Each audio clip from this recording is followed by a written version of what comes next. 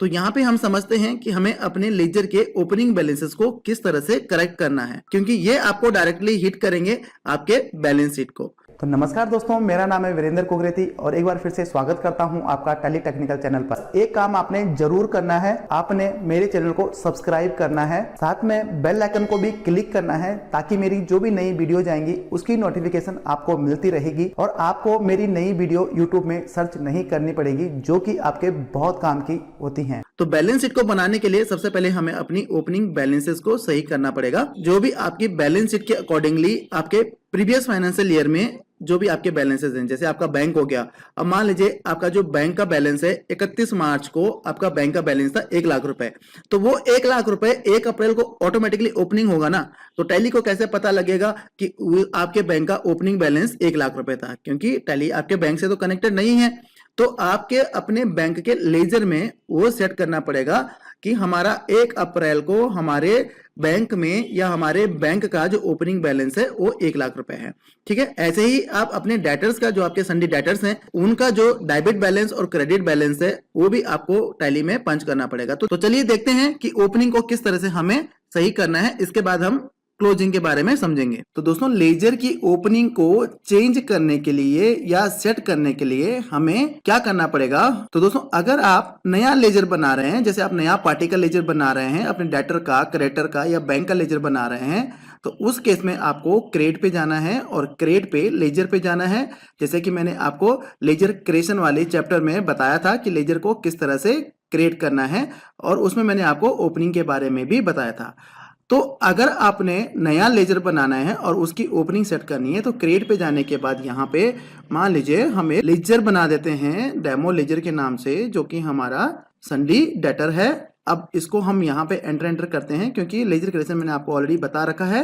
तो हम डायरेक्टली क्या करेंगे, हम यहाँ पे सबसे नीचे ओपनिंग बैलेंस पे चले जाएंगे। तो यहाँ पे देखिए, यहाँ पे आपको डेट शो कर रहा है ओपनिंग बैलेंस ऑन 1 अप्रैल 2020। अब ये 1 अप्रैल 2020 क्यों शो कर रहा है, 21 क्यों नहीं शो कर रहा है, तो यहाँ पे आपको इसको थोड़ा सा समझना पड़ेगा। तो यहाँ पे जो ये कंपनी है, इसका बुक बिगिनिंग जो है वो हमारा 1 अप्रैल 2020 है। मतलब इस कंपनी को हमने 2020 से अभी तक कंटिन्यू रखा है। अगर हम उस फाइनेंशियल ईयर को चेंज कर देंगे, तो यहाँ पे जो भी हमारा नया फाइनेंशियल ईयर होगा, मतलब जो भी कंपनी में आपने बुक बिगिनिंग में जो डेट आपको यहाँ पे देखने को मिलेगी, तो यहाँ पे हमें 1 अप्रैल 2020 को इसका ओपनिंग सेट करना है। तो मान लीजिए इसका ओपनिंग है 1000 रुपीज। अब ये डेबिट बैलेंस है या क्रेडिट बैलेंस है, ठीक है। तो डेबिट बैलेंस है तो डेबिट यहाँ पे डीआर आप रखेंगे, अगर क्रेडिट बैलेंस है तो यहाँ पे क्रेडिट आप रखेंगे, ठीक है। उसके बाद एंटर करेंगे और इसको आप यहाँ पे सेव कर देंगे। तो यहाँ पे देखिएगा, अगर आपने मेंटेन बिल बाय बिल इसको यस किया हुआ है, तो उस केस में जब आप इसका ओपनिंग बैलेंस सेट करेंगे, तो यहाँ पे आपको बिल वाइज ब्रेकअप की डिटेल भी खुलेगी, ठीक है। तो इसको अगर आप चाहते हैं बिल बाय बिल मेंटेन करें, तो एक एक बिल का आप यहाँ पे ओपनिंग डाल सकते हैं। मतलब ये आपके ये जो इफेक्ट करेगा, आपकी आउटस्टैंडिंग को इफेक्ट करेगा। जब आप आउटस्टैंडिंग देखेंगे तो वहां पे ये बिल नंबर वाइज आपको शो करेगा। तो इस तरह से आप इसका ओपनिंग बैलेंस सेट करेंगे क्रेडिट के टाइम पे। तो अब हम देखते हैं कि ऑल्टरेशन में हमें ओपनिंग बैलेंस को कैसे चेंज करना है। अब मान लीजिए आपने एक लेजर बनाया था जिसमें कि आपने ओपनिंग नहीं डाली, उसके बाद आपने उसमें एंट्रीज कर दी हैं, और बैलेंस शीट फाइनलाइजेशन के टाइम पे हमें ओपनिंग को सही करना है।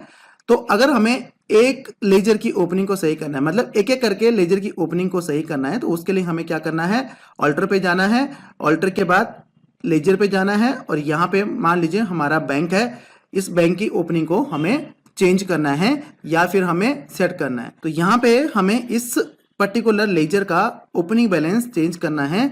तो नीचे बॉटम में ओपनिंग बैलेंस पे हमें जाना है और यहाँ पे इसका ओपनिंग बैलेंस हमें सेट कर देना है। तो ये हम यहाँ पे ले लेते हैं 1 लाख रुपए, ठीक है। 1 लाख रुपए इसका सेट कर देते हैं, ओपनिंग बैलेंस सेट कर देते हैं, ठीक है। तो ये हमने सेट कर दिया। तो ये आपके डायरेक्टली आपके बैलेंस शीट को इफेक्ट करता है। जो आपके बैलेंस शीट में जो भी लेजर्स आते हैं उनकी क्लोजिंग बैलेंस आपको यहाँ पे देखने को मिलती है। तो डेफिनेटली जब आपका ओपनिंग चेंज होगा तो आपका क्लोजिंग भी चेंज होगा, ठीक है, जिसके बारे में अभी हम समझेंगे। तो यहाँ पे बहुत बारी क्या होता है कि हमें मल्टीपल लेजर का ओपनिंग बैलेंस चेंज करना होता है। अब मान लीजिए मेरे पास 1000 लेजर्स हैं जिनकी ओपनिंग बैलेंसेस मुझे चेंज करनी है। तो यहाँ पे हमें दिक्कत ये आ जाएगी कि एक एक लेजर पे जाके हमें उसकी ऑल्ट्रेशन पे हमें उसकी ओपनिंग को चेंज करना पड़ेगा।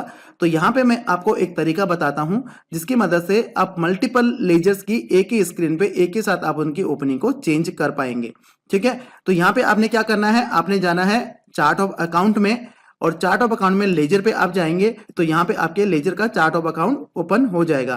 तो यहाँ पे राइट हैंड साइड पे आपके पास एक बटन आता है मल्टी मास्टर्स। तो इस पे जैसे क्लिक करेंगे तो यहाँ पे आपके पास आता है कि मल्टी में आपने क्या करना है, नया मास्टर क्रिएट करना है, मतलब नया लेजर क्रिएट करना है, या फिर मल्टीपल ऑल्ट्रेशन करनी है, मल्टीपल लेजर्स को एक साथ ऑल्टर करना है, या मल्टीपल लेजर की क्रेडिट लिमिट आपने सेट करनी है। तो यहाँ पे हमें क्या करना है, हमें ऑल्टर करना है।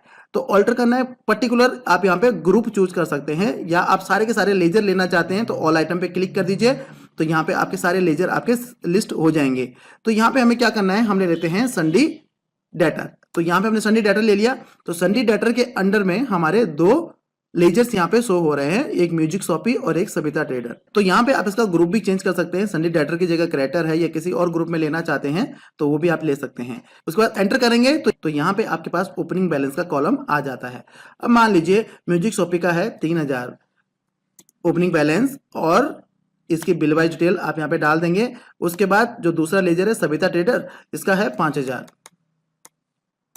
तो ये दोनों की आपने एक साथ यहाँ पे ओपनिंग बैलेंस सेट कर दिया। तो जितने भी आपके लेजर्स होंगे, जो भी आपके संडी डेटर में या जो भी आपने ग्रुप चूज किया है उसके अंदर में जितने भी लेजर होंगे वो सारे आपको इस तरह से यहाँ पे लिस्ट में शो कर लेंगे, और एक ही विंडो में एक ही शॉट में आप अपनी ओपनिंग को चेंज कर पाएंगे, जो कि आपके लिए काफी ईजी रहेगा।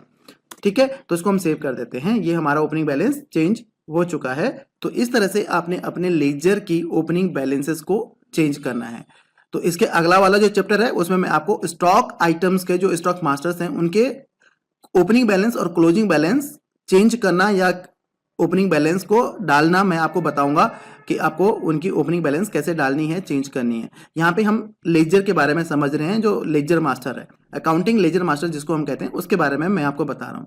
तो अब ओपनिंग तो हमने सीख लिया, अब हम इसके क्लोजिंग के बारे में समझते हैं, क्योंकि क्लोजिंग भी मैटर करती है। जब हम अपनी बैलेंस शीट को फाइनलाइज करते हैं तो उस टाइम पे क्लोजिंग भी मैटर करती है। ठीक है, क्योंकि वही क्लोजिंग आपकी आने वाले फाइनेंशियल ईयर में कैरी फॉरवर्ड होगी, या आने वाले फाइनेंशियल ईयर में वो जो आपकी क्लोजिंग है वही आपकी ओपनिंग होगी।